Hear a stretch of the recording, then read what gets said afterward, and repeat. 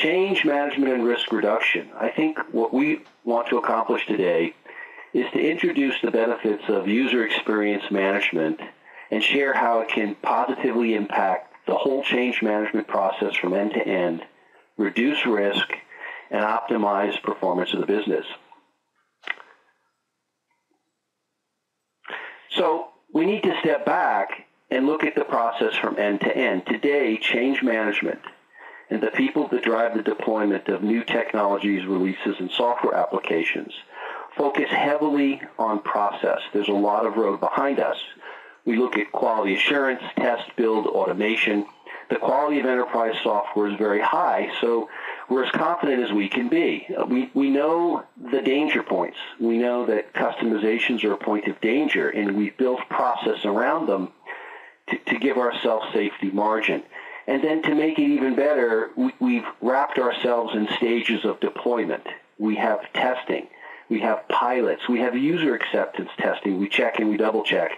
And in the U.S. market, there's often referred to as the hypercare window, the notion that the first 30 days of production deployment, we have special services in place to make sure that all goes well. And so we approach the problem with everything that we know as best practice that should work and will work, and yet we find a different experience. More often than not, what we find is that change management introduces problems we have not anticipated. 60% of the upgrades and rollouts cause substantial business disruption.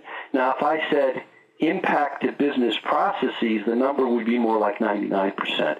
There are new components of the application that produce effects we didn't anticipate. But business disruption means that a line of business manager or executive or someone in the organization says, this new release is affecting my ability to meet my KPI and to get my job done. And so change management is one of the high pain points in an organization. It presents very limited opportunities for heroes. And today, I think what we're going to start to share is that the change management process, as strong as it's been enabled, is still flying blind. There's data which to this point has just not been available, which user experience management can start to bring to the change management teams. And this data, this user experience data, can now start to change the face of the change management process in a very positive way. And when you look at pain points across user communities, lines of business, IT, new release deployment, change management is a CEO visible high concern issue, even in multi-billion-dollar companies. So it is a big deal. So the way to illustrate this and to sort of share the opportunity is to ask a few simple questions. I always ask the questions when I'm around a CIO. I ask the question, do you know what is the average percentage of system error in a production deployment? Do you know what is the average percentage of user error? And notionally, they can tell you about incidences for system error, but 99% of them can't answer the percentage because they don't know about the user error. They have a very vague sense of what the user error is like based upon help desk metrics or something else. They cannot answer the question. And then when you start to answer the question based upon metrics that we have from many different POC engagements or production deployments, and this number is before we implement user experience management, we say it's 8.4%, and they say, well, they're sort of astounded because if system error is 8.4%, there's a lot of user error, and they're not seeing any of that. Now, today, all of our enterprises are tremendously well instrumented around the infrastructure problems and the details of that 8.4%, but we had no sense that the user error was much higher. And when you look at the answer, it's really astounding to people. First reaction is, well, how can you get this data? I've never heard this before. How are you doing this? And this is where the opportunity for user experience management comes in. Most of the errors in your system on a daily basis that impact productivity with that system are about the users, and they're not about the system. Now, when you really start to look at this and you see that 8.4% and you think, how have I instrumented my organization?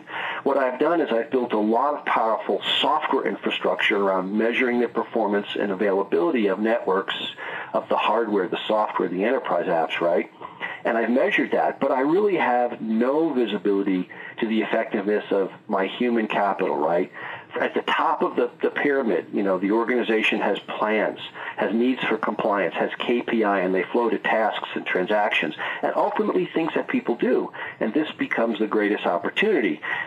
If you look at the opportunities associated with change management and related areas, all of these problems, like change management, happen all the time because there has not been a view to a different and better way. It's like a bill that's paid every month. We get as prepared as we can to solve these issues, but when the sun comes up, these are things that we live with because we have not found a better way. And now user experience management now gives you data that you didn't have before in an analytics framework that you can now use to understand these problems and manage them through to success.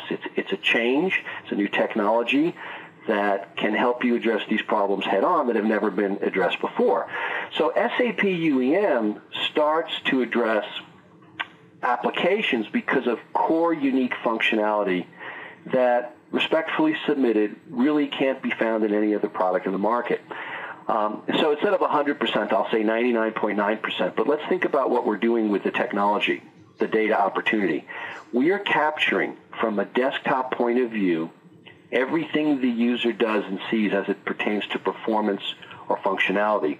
So from the time you hit return to the time you get a response, that's the performance of the system. Think of it this way. There's a lot of applications that use browser-based functionality. There are network timeouts. There's virtualization through Citrix. There are users that still go offline, right? I mean, we know all these things are there, and we capture everything from a desktop point of view. That is the user experience. We capture all of the user errors, and we'll show you, certainly in our demo, what that looks like. We capture a consolidation of the workflow so that when we're diagnosing problems, we know what they did. We come out of the box. There's no scripting and stuff to do. It's everything in SAP, Google and Porty, financials, and ERP and CRM and even business objects, right? So it pretty much comes out with a full view, which enables the analytics to discover the opportunities for you. And finally, if they're written to the standard framework that SAP provides, your custom transactions roll right into the system automatically. So if you pick these 5 bullets of technical capability, no one really can do anything that SAP UEM can do, certainly not more than any single bullet. And the user error data is very powerful and compelling to your activity.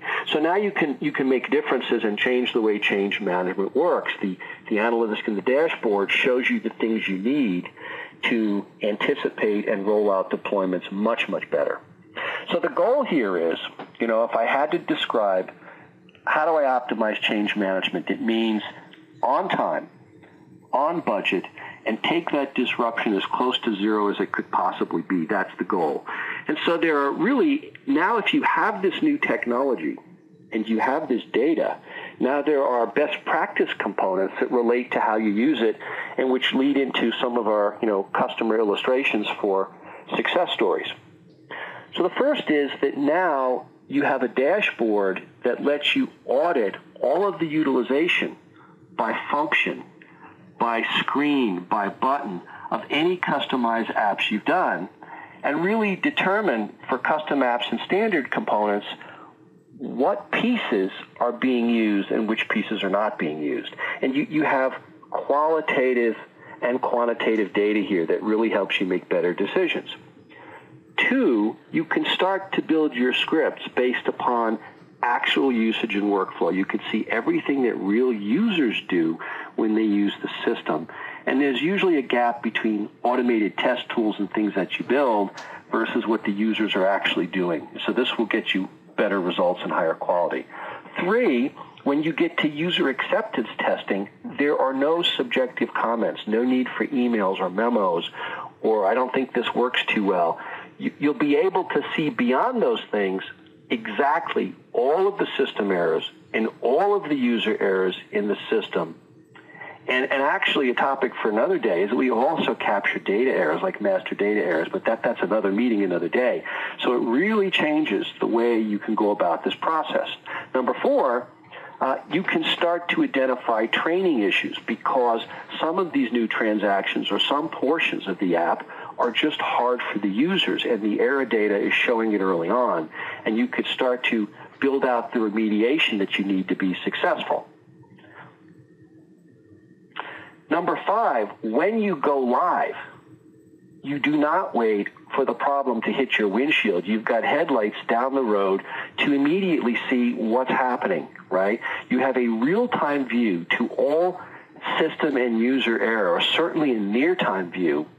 And the help desk, as opposed to only knowing a fraction of the problem, now you have visibility to everything.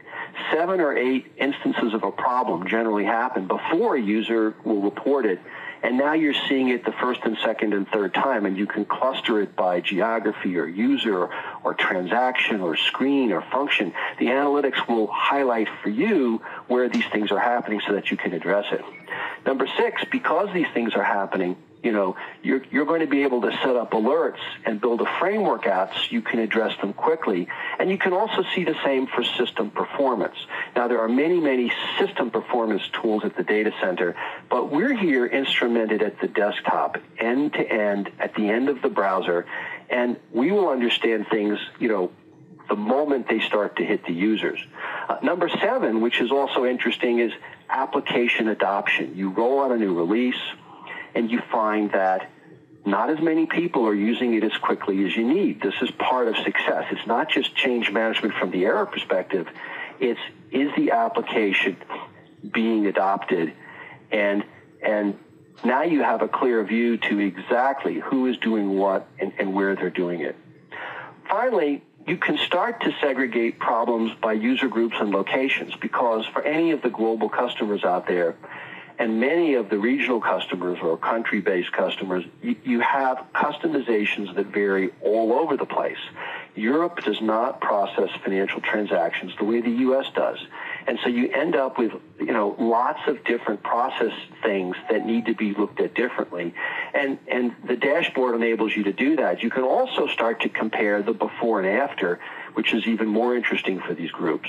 So when you look at this whole process and you say, how has this changed the equation, the responses that we've seen historically can be quite remarkable. If you use the technology, gather the data, and try to implement the best practice components, you roll out the chute with far lower levels of user error, much better adoption, and overall clear visibility. In the current world today, when they roll out a new release and the CEO asks, how is it doing? Most of the time they look at the help desk and the help desk says there's 1,200 bugs. When you're using user experience management from SAP, you know that there are 12,000 errors, of which probably 8,000 are user errors, and you can characterize everything. There's nothing that's unknown, and it really starts to change the way you manage and succeed with the process. You can take history before the new release and now in a fairly unprecedented way compare it to how business process is working with the new release. So you can start to compare the before and after. No one has really done this for user error at all. And for system error, we're certainly tracking things, from the perspective of the desktop. So there's a lot of data. The biggest reaction I get from a CIO that has, or a line of business executive or manager that has time to look at this is they're seeing a lot of data that SAP is providing that they've never been able to see. So it's not just about the applications and the quality that you expect when you acquire SAP technology, you're buying the best.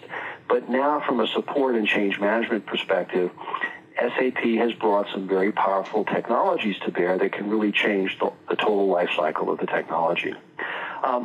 Looking at service level agreements it's an interesting discussion, because now you can see from return key enter to back on the screen what is absolutely the performance from the user perspective. It's not, the emotional content is now reduced because it's not a server measurement. You can really see what the availability is from the user perspective. And you can see user errors. So as line of business and IT partner to succeed in an application deployment, you can say, respectfully submitted, our error rates are, for system error, we're 4% below the targets we think we needed in terms of availability. But respectfully submitted, we need to improve the way we train our users. And some of our custom transactions are just not working effectively. We have to redesign them. And so it really changes the partnership from subjective issues to very objective issues. You can take this to the next step as you start to look at real customer examples, and you can start to say, wow, this is all BI data. Let's look at my last 10 user errors, the biggies, the last 8 hours. Let's see how it's impacting directors and above. And if we're not using HR data, let's put some model data in. And you know what? If we impact these problems 50% in the next week, how much money could I save? Because I know I'm losing in soft dollar productivity $132,000 in that 8-hour window. And these are the kinds of things that have created the success stories. McKesson pioneered the implementation of this technology and combined it with other data to build out those kinds of business metrics. McKesson is a leader in healthcare services, $108 billion, 35,000 employees, and many, many employees monitored and supported by the technology. They wanted to increase their efficiency and effectiveness with SAP. They wanted to reduce the cost to competency, which is a big issue. And the value drivers for them in terms of ROI were very substantial. This is a company that's saving in operational benefit millions of dollars a year. You can work with SAP value engineering to get an exact sense of your potential savings before you implement the technology. But for a major corporation with thousands of users, it's more often than not you're going to see a savings measured in millions of dollars. And it really produces a great reward to go along with the operational benefits. Kraft Foods is another stellar example of implementation success, a global leader in food and beverage, $34 billion in revenue, many, many thousands of employees monitored, and all of the same sorts of productivity gains around help desk and functional support, targeted training. Kraft also found a benefit that they didn't plan on, which was when they surveyed their user community, they found that because of the things they were able to do, they raised satisfaction from a 4.5 to a 5 out of 5, which to them was a remarkable benefit that went with the process. In terms of the product, we're instrumented across SAP's depth and breadth of product. The analytics pulls the data out and discovers the area of opportunity and frames it for you. You can tie it to alerts, and then you have the ability to optimize performance in the areas that you wish to target as you roll your change management process forward. It's fairly unobtrusive. Everything sits outside the SAP server. It's scalable, and we're designed to support hundreds of thousands of users. And I think the important point is that in all of this architecture, we can take the operational servers and scale them as the customer requires. Everything you see in your world will be standard business objects. If that's what you use, it's certainly the platform of choice for SAP. And once you have the data there, you can start to do what McKesson does.